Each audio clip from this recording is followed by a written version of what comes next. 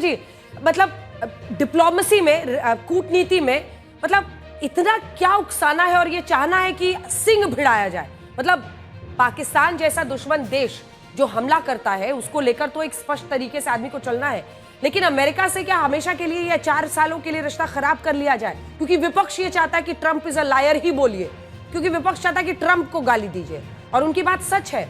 उन्होंने नेतन्याहू से लेकर पुतिन, ज़ेलेंस्की को तो व्हाइट हाउस में बिठा के बेइज्जत किया था, लेकिन प्रधानमंत्री मोदी के लिए आज भी, अब शब्द नहीं कहे, लेकिन हाँ, भारत पर जो उन्होंने किया है उसका सख्त जवाब दिया जा रहा है अमेरिका को। अच्छा, हमको सिखा रिया है। मैक्रोन का भी मजाक उड़ाया था। जी, आपको और आपके दर्शकों को नमस्कार जी। देखिए, ट्रंप कोई महान व्यक्ति नहीं थे जब वो अमेरिका के राष्ट्रपति बने थे पहली बार, और 4 साल तक वो अमेरिका के राष्ट्रपति के रूप में अपनी एक नॉन सीरियस इमेज ही बनाए थे उस वक्त भी।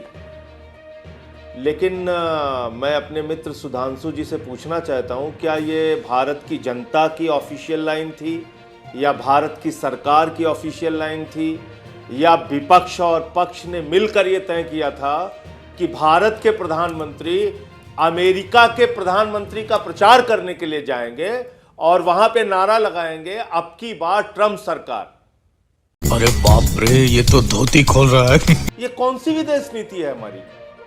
हम किसी दूसरे देश के चुनाव में हस्तक्षेप करने जा रहे हैं? हम किसी दूसरे देश के ऐसे नॉन सीरियस राष्ट्रपति के, जिसने अपने 4 साल के कार्यकाल में शुरुआती समय में भी यही बताया कि वो एक नॉन सीरियस व्यक्ति हैं, ऐसे व्यक्ति के लिए प्रचार करने भारत के प्रधानमंत्री जा रहे हैं, दुनिया के सबसे बड़े लोकतंत्र के प्रधानमंत्री जा रहे हैं, वो उनको जाके सर्टिफिकेट दे रहे हैं और नारा लगा रहे हैं, अब की बार ट्रंप सरकार। उसके बाद आ गए, वहां पे दूसरी सरकार आ गई, जो बाइडेन साहब आ गए, फिर आपके उनसे जो भी रिश्ते चले 4 साल तक। विदेश नीति में हर राष्ट्र, हर देश अपना फायदा देखता है। बात तो सही है। उसका अपना क्या लाभ है? हमने क्या देखा? हम खाली उनके गुणगान में लगे रहे। ऑफिशियल लाइन की बात आप करते हैं, क्या यह ऑफिशियल लाइन नहीं है अमेरिका की कि हमारा दुश्मन देश जो हमारे देश के अंदर आतंकवाद का जहर घोलता है, जिसने पहलगाम किया, पुलवामा किया, संसद पे हमला किया, अक्षरधाम किया, लाल किले पे हमला किया, उस पाकिस्तान के सेना अध्यक्ष को बुलाकर उससे मुलाकात की बंद कमरे में अमेरिका ने, और लंच कराया। ये क्या भारत को अपमानित करने की कार्रवाई नहीं है? आधिकारिक रूप से अमेरिका के राष्ट्रपति ने बयान दिया कि भारत और पाकिस्तान दोनों महान देश हैं। भारत और पाकिस्तान दोनों महान देश हैं। आधिकारिक रूप से अमेरिका के राष्ट्रपति ट्रंप ने कहा कि आई लव पाकिस्तान। वो कह रहा है हम पाकिस्तान से प्यार करते हैं। किस पाकिस्तान से? जिसने पहलगाम, बेशर्मो शर्म करो शर्म, हिंदुस्तान में आतंकवाद के बीज बोता है, उस पाकिस्तान को वो प्यार करता है जहां पे लादेन वर्षों तक रहा, छिपा रहा।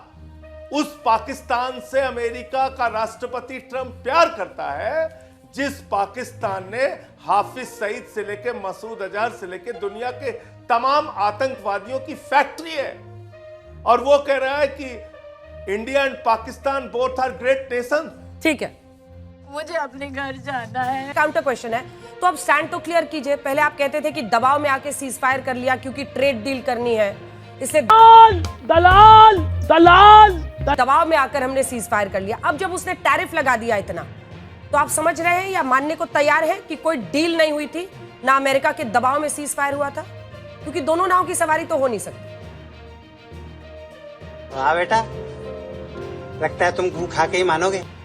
मैं क्लियर करूं, भारत के प्रधानमंत्री का बयान है कि 9 मई को उनकी बातचीत अमेरिका के उपराष्ट्रपति से हुई थी। पार्लियामेंट में दिया गया बयान है, ये संजय सिंह का बयान नहीं है।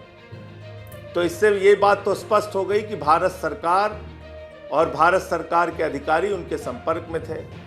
अब वो बार बार इस बात को कह रहा है कि ट्रेड डील की धमकी देके, ट्रेड डील की बात कह के हमने सीज फायर कराया। ये अमेरिका के राष्ट्रपति ट्रंप का बयान है। और सीज फायर की डिक्लेरेशन अगर भारत के प्रधानमंत्री ने सबको विश्वास में लेके, पक्ष विपक्ष को, सेना को विश्वास में लेके किया होता तो शायद इतने सवाल नहीं उठते। लेकिन उन्होंने तो अचानक ऐसे समय में आए और विदेश सचिव के माध्यम से सीज फायर डिक्लेयर हुआ। उससे पहले अमेरिका का राष्ट्रपति सीज फायर डिक्लेयर कर रहा है।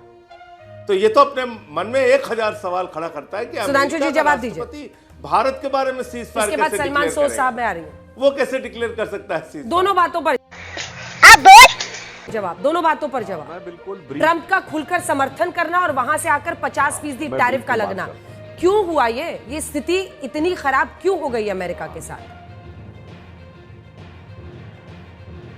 दोनों बातें जवाब देता हूं। पहली बार जिस प्रकार की यह ट्रेड डील का विषय सामने आया, अब मुझे लगता है विपक्ष को निश्चित रूप से माफी मांगनी चाहिए देश में।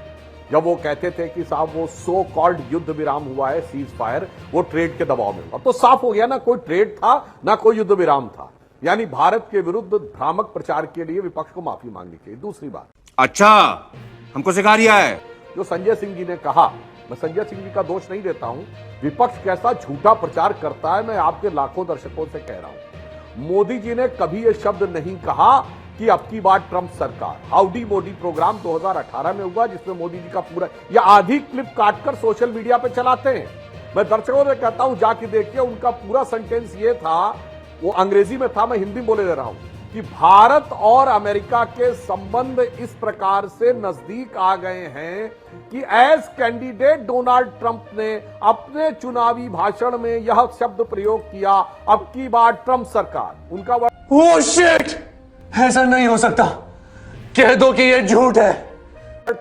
As candidate Donald Trump has used the word अब की बार ट्रंप सरकार। कितने झूठे हैं ये लोग। अब तू गया बेटा, अब तू गया, देख तेरी औकात। क्योंकि प्रधानमंत्री नरेंद्र मोदी पर सुधांशु त्रिवेदी जी ने कहा कि उन्होंने कहा था एज कैंडिडेट डोनाल्ड ट्रंप, जो ये अब की बार ट्रंप सरकार कह रहे हैं, वो हम आपको हिस्सा सुना दे रहे हैं उस रैली का।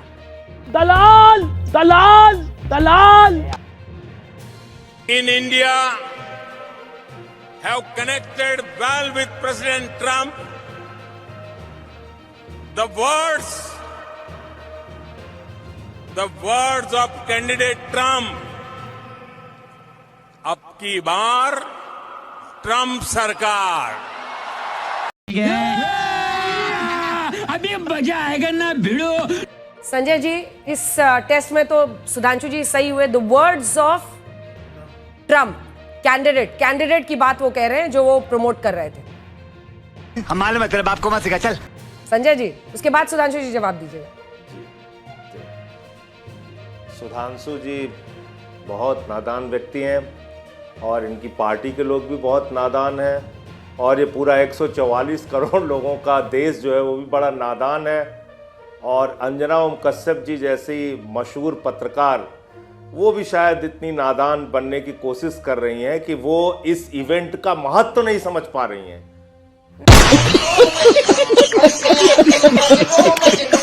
नादान कोई नहीं बन रहा है। एक सेकंड, चूंकि आपने मुझ पर पर्सनल टिप्पणी की है तो वर्बैटिम कोट करने की बात होती है। अगर आपके नेता को, या आपके आवाज नीचे कीजिए इनके, अगर आपके नेता को या अगर आपकी आवाज को मैं आउट ऑफ कॉन्टेक्स्ट कोट करना शुरू करूं तो आपको भी बहुत परेशानी होगी। जली ना, तेरी भी जली ना। बात वर्बैटिम की होती है कि किसने एग्जैक्टली क्या कहा, इसीलिए मैंने वो प्ले आउट किया है। तो इसको रंग भरने की इसमें कोशिश मत कीजिए संजय जी, और जवाब दीजिए। मैं जस्टिफाई, आप इस इवेंट को जस्टिफाई करने का मतलब कि आप या सुधांशु जी या भारतीय जनता पार्टी या इस देश के लोग क्या ये बेवकूफ है? उनको समझ में नहीं आ रहा था कि प्रधानमंत्री नरेंद्र मोदी किस कार्यक्रम में गए थे वहां पे, और किस पर्पस से गए थे, और कैसे समय में गए थे, और उनके इस वक्तव्य को बोलने का मतलब क्या है? हम लोग राजनीति में बच्चे हैं, हमें समझ नहीं है। अरे बाप रे, ये तो धोती खोल रहा है। आप इस प्रकार से समझा रहे हैं, नंबर एक। दूसरी बात, आप तो पूरे समय ऐसे बात कर रहे हैं कि इनके ऊपर टैरिफ लगा दिया, उनके ऊपर टैरिफ लगा दिया। भैया, हमें दुनिया भर से क्या मतलब है? हमें भारत से मतलब है। 144 करोड़ हिंदुस्तानियों का देश है भारत, दुनिया का सबसे बड़ा लोकतंत्र है भारत। आप प्रधानमंत्री जी को विश्व गुरु और पता नहीं क्या क्या शब्दों से सुशोभित करते हैं, अवतार और महामानव शब्दों से वो अपने आप को खुद से सुशोभित करते हैं। हमारे यहाँ ऐसा ही होता है। तो आप मुझे बताइए, हिंदुस्तान के लोगों को पैरों और हाथों में बेड़ियां बांध के उनके बच्चों के साथ अमृतसर में उतारा गया, इससे क्या आपको शर्मिंदगी नहीं हुई? भारत की सरकार ने कोई विरोध दर्ज कराया?